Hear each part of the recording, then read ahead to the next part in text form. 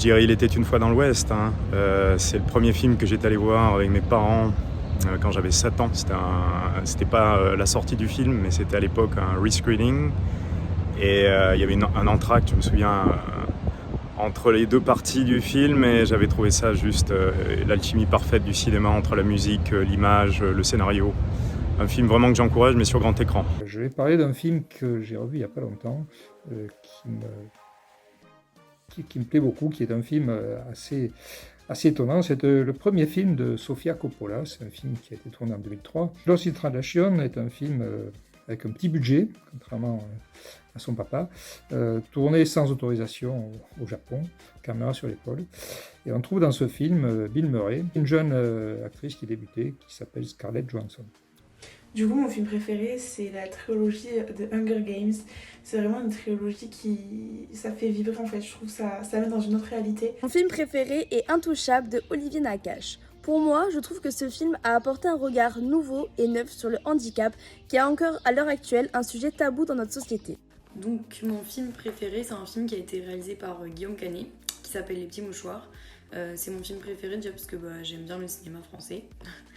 Et en plus, donc, j'aime bien les acteurs. Il y a Jean Dujardin, il y a François Cluzet et plein d'autres, Gilles Lelouch, etc. En ce qui concerne les films, pendant le premier confinement, j'avais regardé Jeux d'enfants avec Guillaume Canet et Marion Cotillard que j'ai adoré. J'ai adoré les films où il y avait Romain Duris, donc L'Auberge espagnole, Poupée russe, L'arnaqueur, avec Vanessa Paradis aussi, trop chouette. Mon film préféré, c'est Argo de Ben Affleck.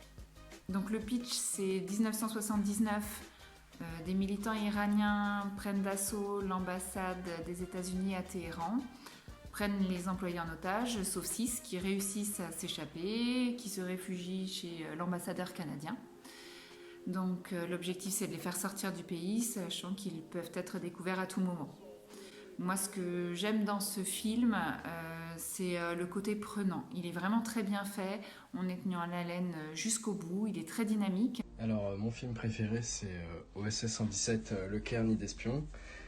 Pourquoi parce que, à mon sens, c'est un des films les plus drôles dans la comédie française. Le cinéma, c'est l'art d'exprimer certaines choses, en fait. C'est un art, hein, c'est le 7e art. Et pourquoi le cinéma ? Un jour on se réveille et puis en ayant vu Il était une fois dans l'Ouest, on se retrouve piqué d'une espèce de virus, quoi. Pour moi, le cinéma, c'est un vrai moment de partage et de détente du coup avec ses amis ou sa famille, et je trouve ça trop bien. Je dirais que c'est de l'évasion. J'apprécie particulièrement rentrer dans un univers, être vraiment comme dans une bulle le temps d'un film et de pouvoir déconnecter. En général, ça fait vraiment voyager.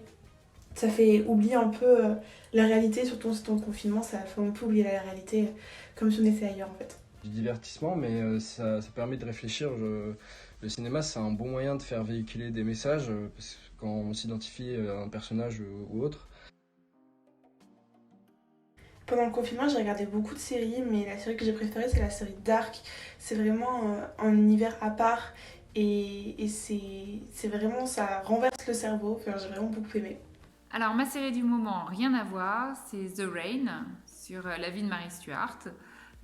Autant on voit les grandes lignes des faits historiques, autant c'est très romancé, donc c'est parfait quand on veut poser son cerveau. Là, ma série du moment, c'est Le Serpent.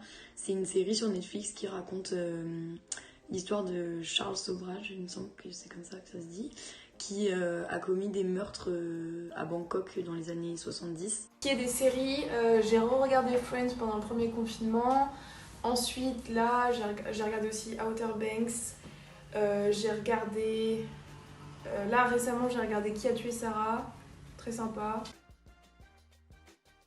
Je dirais toutes sortes de musique. Par contre, les musiques, je suis grand consommateur. Hein. Ça va de la musique classique, en passant par le hip-hop jusqu'au jazz. On est sur des styles très différents. Zach MC, j'aime bien, ils avaient fait la bande originale de The Equalizer avec Denzel Washington. Mais est-ce que c'est une musique que j'ai écoutée en boucle ? Je suis revenu à des musiques des années 80, même du grunge, Kurt Cobain, Nirvana, mais je veux dire, c'est pêle-mêle, hein, parce que j'ai aussi écouté du Charlie Parker ou du Mingus, quoi. Donc, ou Alice Coltrane, je recommande. Ma musique préférée et qui me permet d'échapper à la réalité en temps de confinement, c'est Il jouait du piano debout de France Gall. C'est plutôt jazz, free jazz, musique improvisée, salsa aussi. Voilà. Patrice parle d'une pianiste qui s'appelle Alice Coltrane. Alors j'étais étonné qu'il la cite d'ailleurs, et on a échangé. Effectivement, ça fait partie aussi de mes références. Alice Coltrane, notamment, il n'y a pas beaucoup de disques parce qu'après elle a eu une période mythique.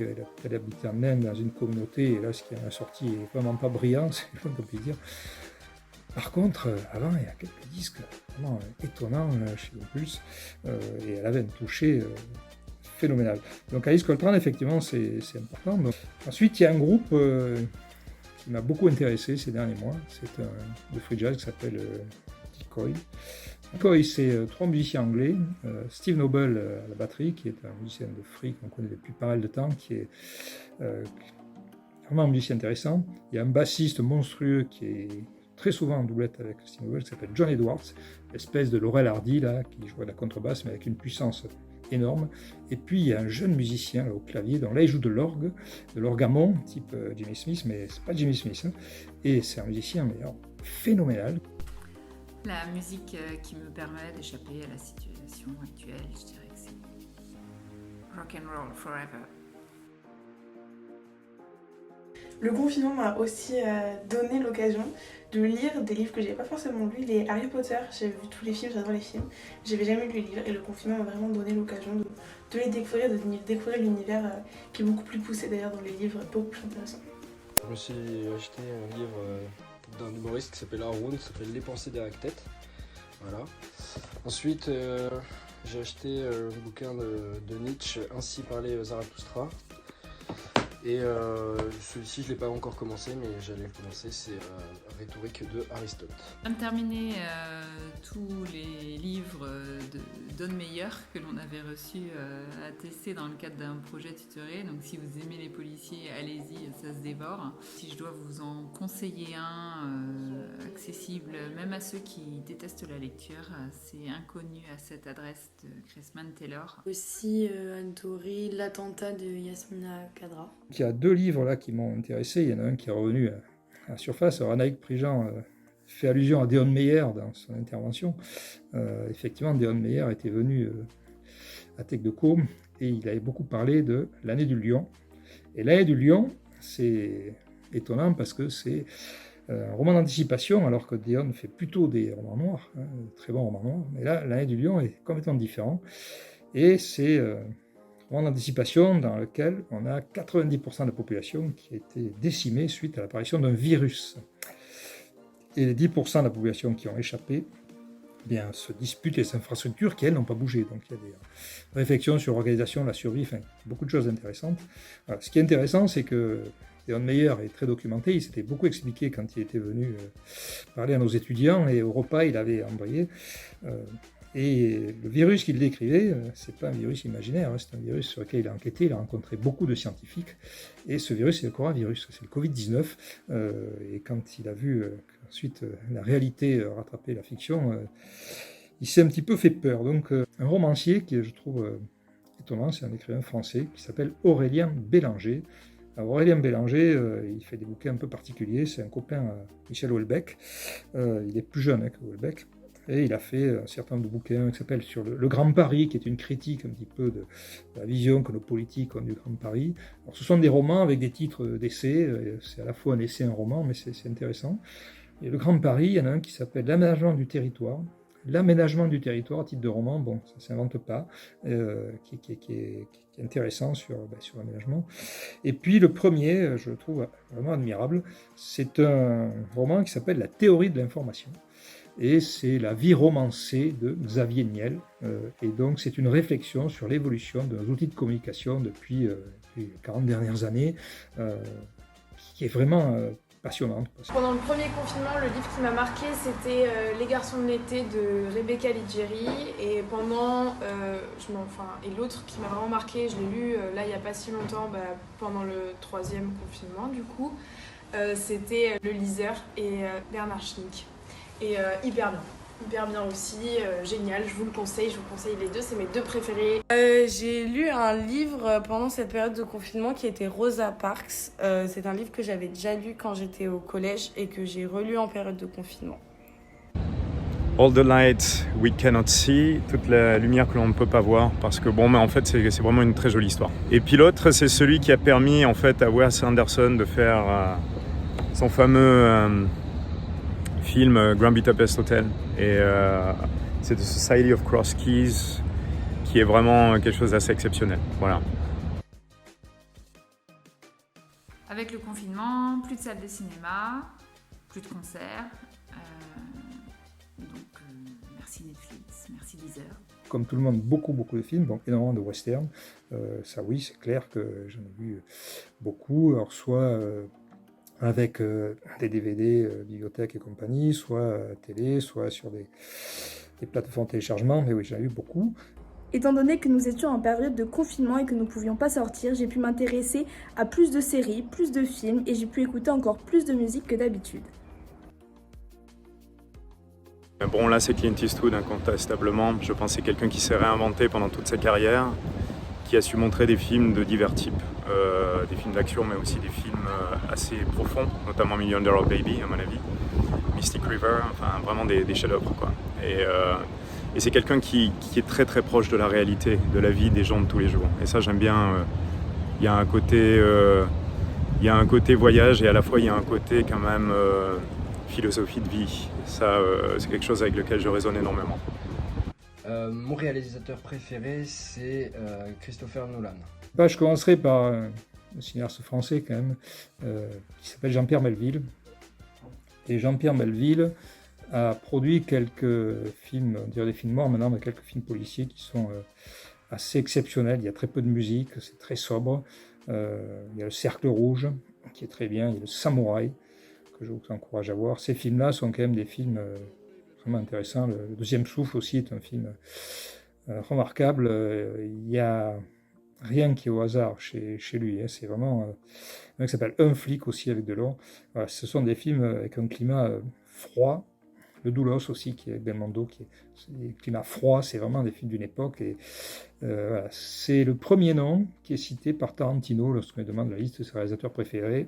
Parmi les tout premiers, il y a Jean-Pierre Melville. Ensuite, il y a un cinéaste vers lequel je reviens très souvent, c'est Robert Altman. Robert Altman est un cinéaste américain qui s'est fait connaître en 1970 puisqu'il a eu la Palme d'Or à Cannes avec MASH.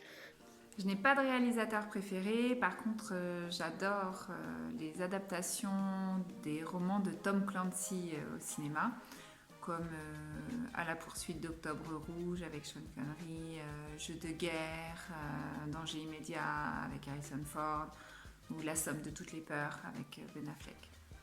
Mon réalisateur préféré, c'est David Oureg, qui est un réalisateur français et qui a réalisé la série Scam France. Un film en temps de guerre, Seconde Guerre mondiale, qui soit bien prenant, dans lequel on soit sous tension, avec en premier rôle Russell Crowe.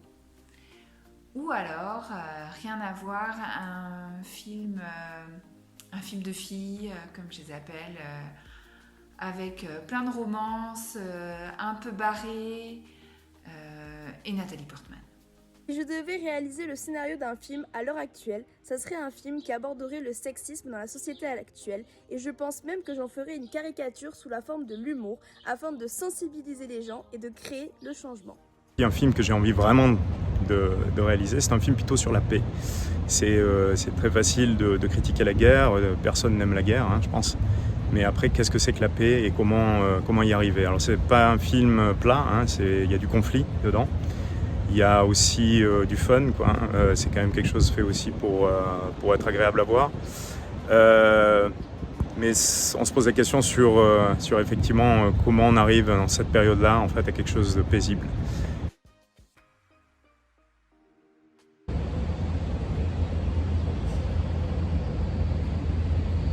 Bonjour et bienvenue à Hong Kong.